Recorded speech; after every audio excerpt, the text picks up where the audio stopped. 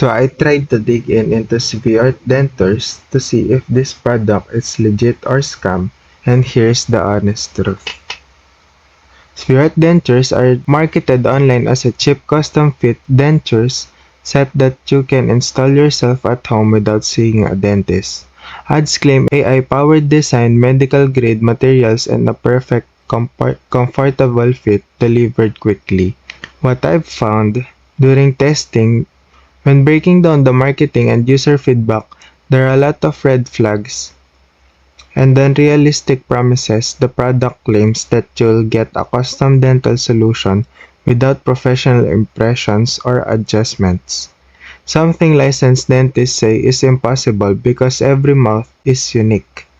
Investigations into the product show that the ads use exaggerated medical language and stock photos rather than real customer outcomes.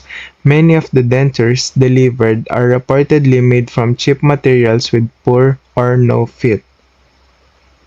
Independent site scans also flag the seller site, Sviart.com, as high risk with very low trust score, and characteristics common to scam or unreliable stores. The idea of affordable dentures is appealing for people needing solutions with limited budgets, but no credible evidences that these dentures are medically tested or FDA approved.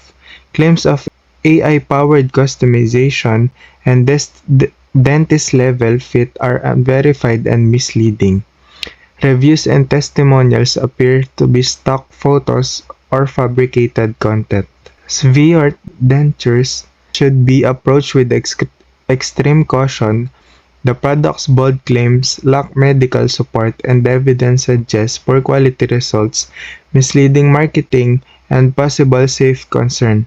If you need dentures, professionals recommend seeing a licensed dentist rather than relying on unverified online kits. So if this video helped you, make sure to like and subscribe. Thank you for watching.